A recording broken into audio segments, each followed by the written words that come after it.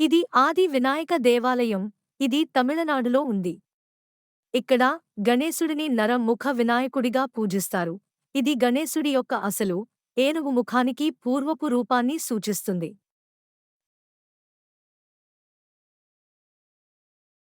శ్రీ చింతామణి గణేష్ ఆలయం విఘ్నహర్త, అడ్డంకులను తొలగించేవాడు మరియు సంకట్ మోచన్, కష్టాలను నివారించేవాడుగా ప్రసిద్ధి చెందిన గణేశుడికి అంకితం చేయబడింది.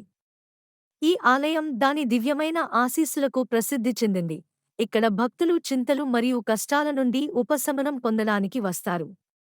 ఈ ఆలయం మహారాష్ట్ర రాష్ట్రంలోని గణేశుడికి సంబంధించిన 8 పూజనీయ పుణ్యక్షేత్రాలైన అష్టవినాయక దేవాలయాలలో ఒకటి, పెద్దది మరియు మరింత ప్రసిద్ధి చెందింది. శ్రీ ఇడగుంజి మహాగణపతి దేవాలయం కర్ణాటకలో ఉంది. ఈ దేవాలయం చాలా పెద్దది. ఇక్కడి గణేశుడి విగ్రహం నిలబడి ఉన్న భంగిమలో ఉంటుంది. కాళ్ళు చాలా తక్కువ ఎత్తులో, పొట్టిగా ఉంటాయి మరియు తలపై ఒక చిన్న పల్లం, గుంత ఉంటుంది. ఇక్కడి ద్విభుజ గణపతి, 2 చేతులు కలిగిన వినాయకుడు, తన చేతుల్లో మోదకం మరియు పద్మం, తామర పువ్వు ధరించి ఉంటాడు. అతిశయ వినాయకర్ కోయిల్ అంటే అర్థం అద్భుత వినాయక ఆలయం. ఇక్కడి వినాయక విగ్రహం ప్రతి 6 నెలలకు ఒకసారి తన రంగును నలుపు నుండి తెలుపుకు, తెలుపు నుండి నలుపుకు మార్చుకోవడం ఒక పెద్ద వింత. ఉత్తరాయణ కాలంలో మార్చి నుండి జూన్ వరకు విగ్రహం నలుపు రంగులో ఉంటే, దక్షిణాయన కాలంలో జూలై నుండి ఫిబ్రవరి వరకు విగ్రహం తెలుపు రంగులోకి మారుతుంది. అందుకే ఈ ఆలయాన్ని మిరాకిల్ గణేష్ టెంపుల్, అద్భుత వినాయక ఆలయం అని పిలుస్తారు. నాడి గణపతి దేవాలయం తమిళనాడులోని కుర్తాళం ప్రధాన జలపాతం సమీపంలో ఉంది.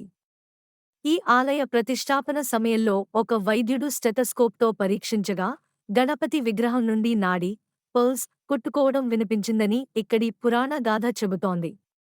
ఇక్కడ శ్రీ సిద్ధి గణపతి మరియు మౌనస్వామి స్థాపించిన ఒక మఠం కూడా ఉన్నాయి. ముఖ్యంగా వినాయక చవితి సమయంలో ఇది అత్యంత ప్రజాదరణ పొందిన పుణ్యక్షేత్రం. ఈ ఆలయ ప్రధాన దైవం శ్రీ వరసిద్ధి వినాయక స్వామి. ఇక్కడి విగ్రహం ఎవరూ చెక్కినది కాదు, స్వయంగా వెలసిన స్వయంభూ మూర్తి.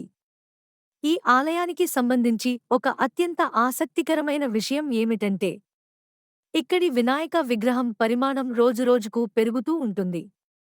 కలియుగాంతం వరకు ఈ విగ్రహం పెరుగుతూనే ఉంటుందని, ఆ తర్వాత స్వామివారు స్వయంగా ప్రత్యక్షమవుతారని భక్తుల నమ్మకం.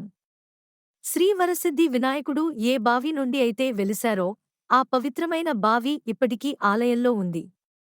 ఆ బావిలోని తీర్థాన్నే భక్తులకు ప్రసాదంగా పంపిణీ చేస్తారు.